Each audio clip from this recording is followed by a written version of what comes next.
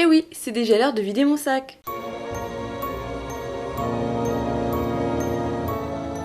Bonjour et bienvenue dans cette nouvelle vidéo. Aujourd'hui c'est donc les produits terminés du mois de juin. Le premier produit est donc cette petite boîte qui contenait des ampoules. C'est de la marque Madara. Alors Madara c'est une marque bio qui est un petit peu dans le milieu de gamme. C'est pas non plus du haut de gamme, mais je trouve que les produits sont assez chers. Après la qualité est là, donc bon, hein, j'ai rien à redire là-dessus. Cette petite boîte, je l'ai eue dans une Love Lula Box, celle du mois d'avril. C'était des petites ampoules, il y avait 10 ampoules, à l'hyaluronique et au collagène. Donc c'était des ampoules booster, il y en avait 10 de 3 ml. Et c'était contre les irritations, les signes de l'âge, les sécheresses et l'hydratation, le confort et l'apaisement de la peau. J'ai beaucoup aimé ce produit parce que comme vous savez, au niveau du confinement, j'ai eu un gros souci avec ma peau par rapport à l'eau du robinet. Ça m'a vachement asséché la peau, j'avais recommencé à faire des plaques de sécheresse, ma peau me tiraillait, elle était inconfortable et en fait ce produit est un petit peu tombé au bon moment parce que du coup j'en ai profité pour le tester et ça a fait un bien fou à ma peau. Alors en fait ce sont des ampoules qui s'utilisent comme cure. C'est bien marqué derrière que c'est pas forcément un produit à utiliser tout le temps, mais c'est plus un produit où on fait une cure donc d'une dizaine de jours. Chaque ampoule est valable pour 24 heures, après il faut la jeter. Alors dans le principe j'ai trouvé ça assez bien parce que ça limite les conservateurs, voilà c'est vraiment une histoire comme ça de limite de produits un petit peu en plus qu'on met dans les cosmétiques pour pouvoir les conserver. Donc ça j'ai trouvé ça assez bien. Par contre les ampoules sont en plastique, donc au niveau environnemental c'est pas super. Elles sont quand même en plastique assez rigide. J'en ai pas gardé, je n'ai pas pris en photo. Désolée, je suis ma youtubeuse de merde. Pour donner une petite comparaison, ça ressemble aux ampoules de collier que vous pouvez acheter en lot comme ça où elles sont toutes attachées ensemble et puis on détache les petites ampoules en plastique. Donc le collier est assez liquide donc ça pose pas de problème. Mais là c'est quand même une texture assez crème. On avait vraiment du mal à vider entièrement les ampoules. L'ampoule était valable 24 heures donc on pouvait l'utiliser le matin et le soir et on jetait l'ampoule après. Donc j'ai trouvé ça pas mal du tout comme produit, mais le conditionnement n'est pas forcément idéal. J'aurais préféré à la limite un flacon pompe, quitte à avoir un conservateur en plus ou quelque chose comme ça, parce que j'ai pas vraiment trouvé au niveau de la composition le pourquoi en fait que c'était en ampoule comme ça. J'ai trouvé vraiment ce produit très efficace, ça m'a reboosté la peau. Tout de suite j'ai eu la peau beaucoup plus hydratée, j'avais beaucoup moins de rougeur, j'avais beaucoup moins de sensations d'inconfort, de peau qui tiraille, d'irritation. Donc oui, je pense en racheter pour en avoir d'avance comme ça au cas où ma peau me lâche un peu, un petit moment de faiblesse. Je pense que ce serait vraiment pas mal. Rien de plus à ajouter, mais j'étais vraiment très contente d'avoir reçu ce produit dans la Love Lula Box. Donc oui, je rachèterai ce produit. Ensuite, pour rester dans les histoires de peau à problème, de peau qui ont des rougeurs, de peau un petit peu rosacée, même si je n'ai pas réellement une rosacée, mais voilà, je fais régulièrement des plaques rouges juste ici d'irritation. C'est même pas forcément dû au stress ou à ce que vous voulez, c'est vraiment, je sais pas, c'est des réactions en fait par rapport à certains composants qu'il y a dans les produits, ou si c'est une réaction hormonale ou ce que vous voulez, mais voilà, j'ai régulièrement des plaques rouges, j'ai tendance à me gratter. Alors je fais pas des espèces de petits boutons en plus, donc c'est pas un vrai rosacée. Après les rosacées, il y a différents degrés de rosacée, donc si vraiment ce serait une rosacée, ce serait vraiment le minimum de la rosacée quoi. Une marque rouge comme si je m'étais grattée comme ça pendant un quart d'heure et que ça me fait vraiment une marque. Pour pouvoir combler ce petit problème, j'avais acheté sur EcoVerde, mon petit site d'achat préféré, cette crème qui ne paye pas de mine. Au niveau du packaging, franchement, c'est pas le truc le plus ouf du monde et c'est sûr que je n'ai pas été séduite par le packaging de ce produit, mais c'est une crème anti-couperole, donc je sais pas si c'est de la rosacée ou de la coupole ou que je fais, mais bon bref. En tout cas, c'est un soin qui est fait contre les irritations cutanées, l'apaisement de la peau, chouchouter une peau sensible, donc c'était clairement le type de produit que je voulais. Donc cette crème est à base de jojoba, de camomille et d'amamélis principalement. Je vous mettrai comme d'habitude le lien en barre d'infos vers le produit si vous voulez plus d'informations. Donc c'est la marque Anthos Cosmesi Naturale. C'est une marque italienne. En ce moment j'arrête pas de tester des marques italiennes. Tant sur le marché français, je trouve qu'on trouve très peu de marques italiennes et pourtant ils ont des très bons produits, dont celui-ci en fait partie. Donc ça m'a vraiment apaisé la peau. Je l'ai l'ai utilisé un peu avant le boost de Madara. J'avais commencé d'abord par cette crème là, je crois que j'ai dû l'utiliser pendant une semaine voire 15 jours cette crème là avant de l'utiliser en complément du boost de Madara et j'avais déjà commencé à avoir quelques petites améliorations sur ma peau avec ce produit. Ça a une texture un petit peu crème épaisse. Je crois que je l'ai pas payé très cher en plus ce produit. J'ai souvenir que j'ai pas dû mettre des 1000 et des 100 là-dedans parce que voilà, le packaging me donnait pas forcément envie et que du coup, je sais pas, il devrait faire un super beau packaging parce que là, clairement, avec un packaging comme ça, j'ai l'impression que c'est une espèce de sous-marque, que ça va être pourri. Et ben non, j'ai beaucoup aimé cette crème et je pense m'attarder un petit peu plus sur la marque Anthos, voir ce qu'ils vendent d'autres, s'ils ont d'autres crèmes qui sont vendues sur le site EcoVerde. Voilà, j'ai beaucoup apprécié ce produit, donc oui, je pense m'attarder sur cette marque et peut-être acheter ce produit. Ensuite, pour rester dans les soins pour la peau, j'ai enfin terminé cette petite bouteille d'Aromazone. Donc c'est de l'huile de chanvre restructurante et anti-âge. Alors clairement, je l'ai utilisée à un degré qu'on n'aurait pas dû l'utiliser. Parce qu'au début, je l'utilisais juste pour la pointe en fait de mes cheveux.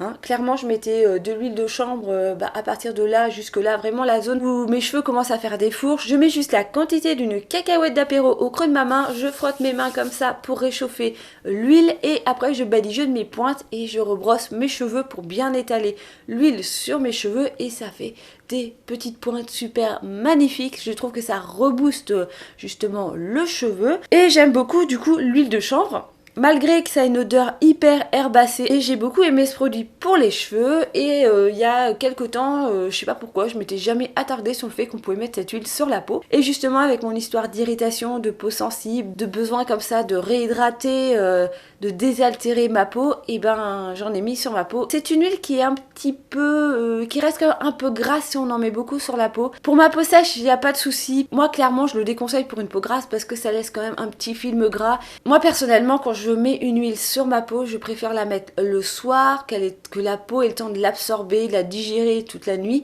que de la mettre le matin, surtout qu'il y a pas mal d'huiles qui sont photosensibles et du coup vous pouvez faire une réaction avec le soleil. Donc voilà, comme j'ai pas été chercher l'info si l'huile de chanvre était photosensible ou pas, clairement je ne cherche pas à avoir d'ennui, donc je la mets que le soir.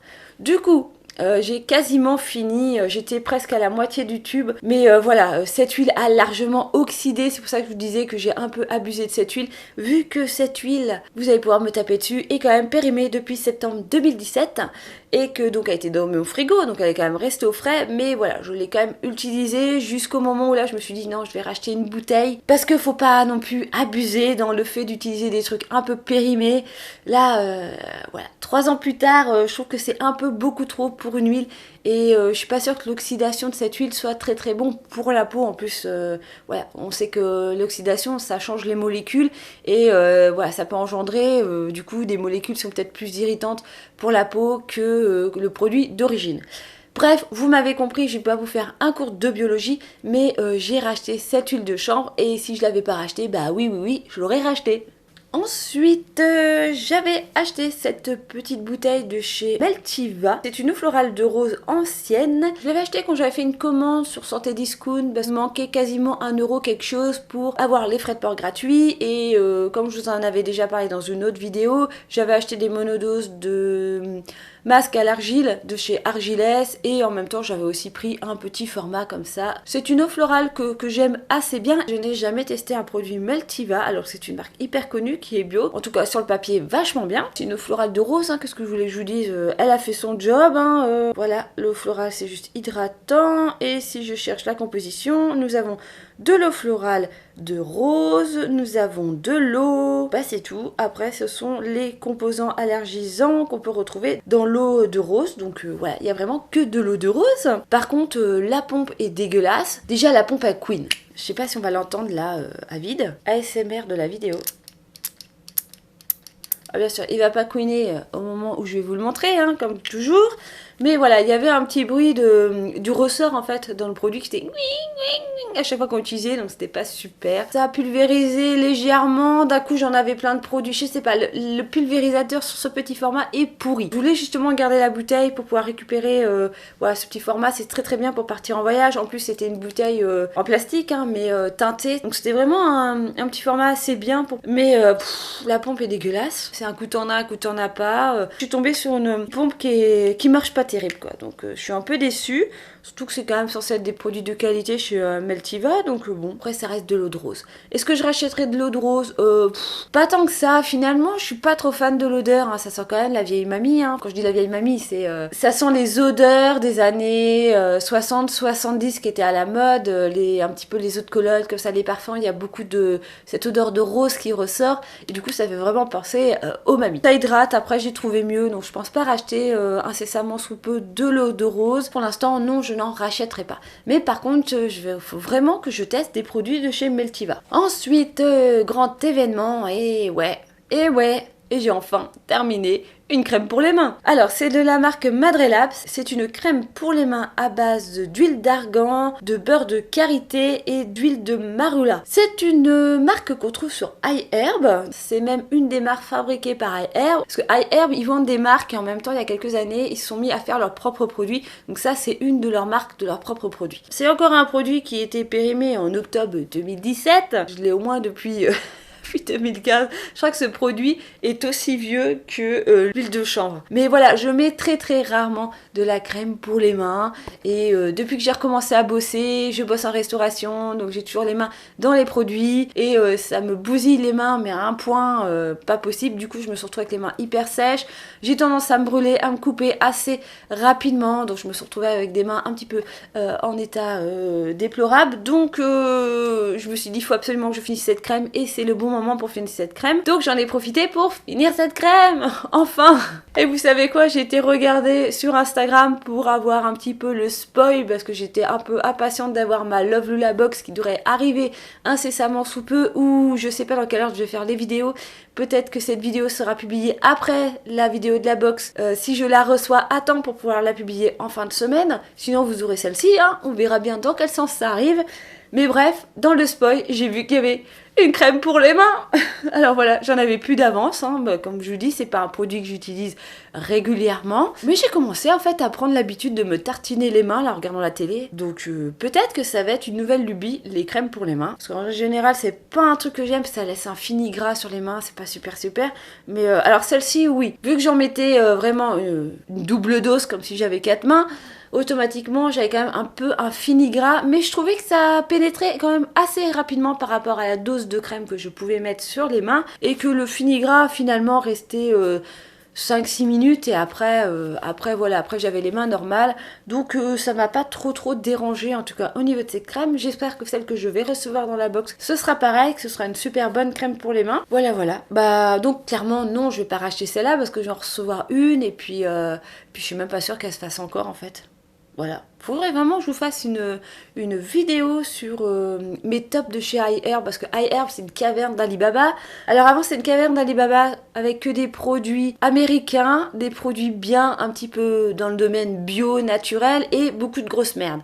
Bien conventionnel, sauf que là maintenant ils ont commencé à vendre aussi du Nivea, du Neutrogena, voilà, quelques marques européennes. C'est devenu encore plus un gros bordel pour se retrouver. En plus ils font de la K-Beauty maintenant, alors ce qui n'est pas forcément plus rentable que d'aller acheter sur YesStyle. Faudrait vraiment que je vous fasse une vidéo avec toutes les marques que je vous recommande d'acheter sur iHerb, celles qui sont du coup moins chères sur iHerb que sur d'autres sites. Tout ce qui est gamme bio ou naturel, tous les produits comme ça qui sont intéressants à acheter. Faut vraiment que je vous fasse une vidéo là-dessus, parce que c'est assez, je sais pas, c'est compliqué iHerb, mais c'est vrai qu'on arrive là-dessus. C'est comme si on est arrivé à un supermarché où il y avait que des rayons avec du cosmétique, des soins, du maquillage et tout. Et on peut vite être débordé, surtout si on commence à chercher à chaque produit si la composition est bonne ou pas. En tout cas, si vous cherchez quelque chose avec des compositions parfaites, c'est peut-être plus simple que je vous fasse déjà un listing vers les marques vers lesquelles aller, parce que sinon, vous en avez pour la journée sur le site. Bref, c'était un petit aparté. On avait presque oublié qu'il y avait un dernier produit au fond de ce sac. Et c'est le mascara. Le mascara du mois. Ça va presque devenir un petit bonus vidéo produit terminé. Je vais presque faire un petit jingle exprès pour le mascara du mois. Alors, ce mois-ci, j'ai réussi à terminer parce que vous savez, j'en ai commencé 350 000 au début que j'avais mon blog. J'ai adoré faire des posts de tests de mascara pour vraiment trouver le mascara idéal. Et du coup, j'en ai acheté plein. Du coup, j'en ai entamé plein. Et comme je voulais faire plein d'articles, bah du coup, j'en ai vraiment entamé plein. Mais automatiquement, bah il y a un moment, il faudrait peut-être les utiliser quoi. Et les finir entièrement. Et ça c'est le plus chiant. Surtout quand on tombe sur des mascaras qu'on n'aime pas forcément. Et moi j'aime pas acheter les produits. Donc automatiquement je me retrouve avec plein de mascaras à vider. C'est pour ça qu'il y a le mascara tous les mois. Et j'ai enfin fini un mascara de The Balm. Je crois que c'est le seul que j'ai pu tester dans cette marque. Et c'est le What You Type. Alors ses promesses c'était des cils épais, massifs et définis. Ouais. J'ai toujours pas changé d'appareil photo. Donc c'est une brosse qui est légèrement comme ça, mais très très légèrement. Là le mascara est tout pâteux donc on voit pas trop. Qu'est-ce que j'ai pensé de ce mascara? J'ai eu de la difficulté à le finir. Déjà il se démaquille super mal. Son vrai nom c'est le Bodybuilder en fait. C'est une marque américaine qui est fabriquée en Allemagne. Ça c'est un bon point. Il a pas l'air waterproof. Pourtant je sais que j'ai eu un mal de chien à le démaquiller. Au niveau de l'épaisseur du cil, personnellement je trouve qu'il faisait pas des cils forcément super épais. Il définissait, mais si on commençait à trop jouer avec ses cils, à vraiment manipuler comme ça, à essayer de d'étoffer ses cils, automatiquement on faisait pas d'araignée. Moi j'ai pas réussi à le maîtriser ce truc, j'ai pas trouvé qu'il était très pratique et j'ai pas trouvé qu'il me faisait des cils de ouf, donc voilà, non je ne rachèterai pas, ça c'est clair. Et puis de toute façon vous savez très bien que je ne rachèterai pas de mascara conventionnel, je suis partie dans les mascaras bio et pourtant il me reste encore quelques-uns à terminer avant de pouvoir entamer ma petite revue de mascara bio, en tout cas de pouvoir tester mes mascaras bio. Et on est donc arrivé au fond du petit sac. Et ben ce mois-ci il n'y a pas eu beaucoup de produits et pourtant j'ai réussi à vous en parler pendant 3 heures. J'espère que je vous ai pas trop saoulé. Si vous êtes arrivé jusqu'au bout de cette vidéo, n'hésitez pas à laisser des petits pouces en l'air, à vous abonner si vous n'êtes pas encore abonné sur ma chaîne. Et bah sinon, moi je vous fais plein de gros bisous et je vous dis à une prochaine vidéo. Bye bye.